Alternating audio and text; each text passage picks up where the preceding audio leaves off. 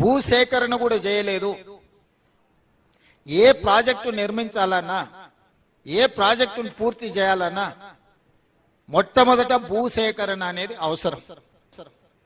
ఈనాటికి నాకు అధికారులు అందించిన సమాచారం మేరకు ఈ జిల్లాలో అన్ని ప్రాజెక్టులు పెండింగ్ ఉన్నాయి. కాంగ్రెస్ ప్రభుత్వమే అధికారంలో ఉన్నప్పుడు పూర్తి చేసిన జూరాల ప్రాజెక్టును వదిలేస్తే ఈ జిల్లాలో కల్వకుర్తి గాని, భీమా గాని, నెట్టంపాడు గాని, కోయిల్ సాగర్ గాని, ప్రారంభించుకున్న పాలమూరు రంగారెడ్డి ఎత్తిపోతలు గాని, ఏ ప్రాజెక్టు తీసుకున్నా పనులు పూర్తి సంగతి దేవుడెరుకు. ప్రాజెక్టులు నిర్మించడానికి అవసరమైన భూసేకరణ కూడా జరగలేదు. అంటే భూసేకరణ చెయ్యకుండానే ప్రాజెక్టులు పూర్తి అవుతాయని చంద్రశేఖరరావు గారు ఎట్లా భావించిందని నేను అడుగుతున్నా.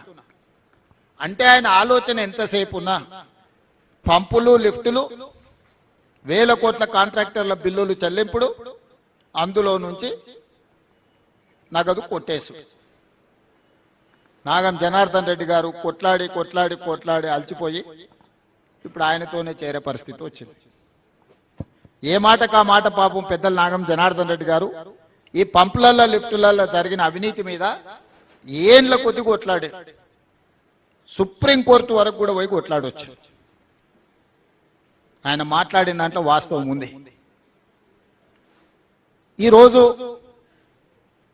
మేము అధికారం చేపట్టిన తర్వాత ఈ జిల్లా నుంచి ఎన్నికవడమే కాదు, ఈ జిల్లా నుంచి పుట్టి పెరిగి ఈ ప్రాంత పరిస్థితుల అవగాహన ఉండి 17 సంవత్సరాలు ప్రతిపక్షంలో జడ్పీటీసీగా, ఎమ్మెల్సీగా, ఎమ్మెల్యేగా, ఎంపీగా, పార్టీ నాయకుడిగా జిల్లా నలుమూలలు తిరిగిన నేను ఈ ప్రాజెక్టులను ఒక కొలిక్కి తీసుకురావాలనే ప్రయత్నం చేస్తే అసలు ఏది ఎక్కడుందో సరిచూసుకోవడానికే దాదాపుగా 2 సంవత్సరాలు పట్టింది. ఈరోజు వాటన్నిటిని కొలిక్కి తెచ్చి ముందుకు తీసుకెళ్దామంటే ఓహో పని చేసేటట్టే ఉన్నాడు, ఇదో కొలిక్కి వచ్చేటట్టే ఉంది, కాబట్టి మేమేదో కార్యాచరణ తీసుకుంటాం, రాజకీయ కార్యాచరణ తీసుకుంటాం అని వాళ్ళు బయలుదేరారు. తప్పులేదు, తిన్నది అరగనే అరుగుతుంది, తిరగండి, నడవండి, చేసిన పాపాలు కొంచెమన్నా పోతాయి, కాశీ వరకు నడవండి, ఇంకా మంచిది. ఎందుకంటే మీరు చేసిన పాపాలు అంతా ఇంత కాదు, మీరు పాపాలు చేసుడే కాదు, ఆయన చేస్తుంటే చూసుడు కూడా మీరు చేసిన మహాపాపం. ఒక ఆయన గోసి కట్టుకొని రాజశేఖర రెడ్డి అనుకుంటాడు, గట్లెంబడి తిరిగి గోసి కట్టుకున్న వాళ్ళందరూ రాజశేఖర రెడ్డి అయితే బాగానే ఉంది. ఇంటి పేరు మార్చుకున్నాడు ఇంకొక ఆయన. అసలు ఏ మాత్రం ప్రజలు ఏమనుకుంటారు, మనం ఇట్లా వ్యవహరిస్తే చీదరించుకుంటారా లేదా అన్న సోయి కూడా లేకుండా మా గురించి మాట్లాడి జిల్లాకు అన్యాయం చేసే ప్రయత్నం చేస్తున్నారు. ఈ రోజు నేను కొన్ని వివరాలు చెప్పదలుచుకున్నా. ఖర్చులు కాదు, జరిగిన అప్పులలో 10 సంవత్సరాలు బ్యాంకులలో తెచ్చిన అప్పులకు చంద్రశేఖరరావు గారు 41,118 కోట్లు బ్యాంకులకు అప్పులు అసలు కట్టింది. మిత్తి 43,385 కోట్లు. చంద్రశేఖరరావు 10 సంవత్సరాలలో సాగునీటి ప్రాజెక్టుల కోసం చేసిన అప్పులకు 84,503 కోట్ల రూపాయలు 10 ఏళ్లలో ఆయన కట్టింది. నేను అధికారంలోకి వచ్చిన తర్వాత ఆయన చేసిన అప్పుల భారం మొయ్యలేనంతగా మారి కరెక్ట్ 30 నెలల 33,567 కోట్ల అసలు, 18,554 కోట్ల మిత్తి. 30 నెలల చంద్రశేఖరరావు చేసిన పాపాలకు పాపాల బైరోడు నాకు అందించిన ఈ అప్పు 52,120 కోట్లు ఈ నెలకు కట్టిన. నేను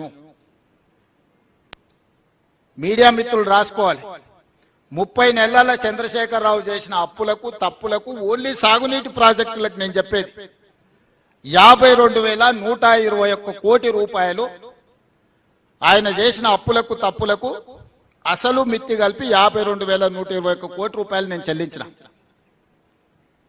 ఇక నేను పనులకి 30 నెలల్లో చెల్లించింది ఎంత అంటే 22,000 కోట్ల రూపాయలు.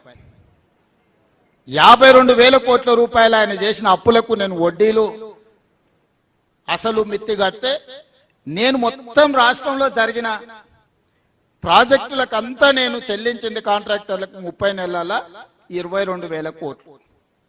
22,000 కోట్లు రాష్ట్రం మొత్తం చెల్లిస్తే ఒక్క పాలమూరు జిల్లాలోనే 8,000 కోట్ల రూపాయలు దాదాపుగా. అంటే పాలమూరు జిల్లాకు నేను అధికంగా నిధులు ఇచ్చినట్ట, పాలమూరు జిల్లాకు అన్యాయం చేసినట్ట. ఇప్పటికీ జిల్లాల ప్రాజెక్టులు పూర్తి చేయాలంటే 4,000 ఎకరాల భూసేకరణ చేయాలి.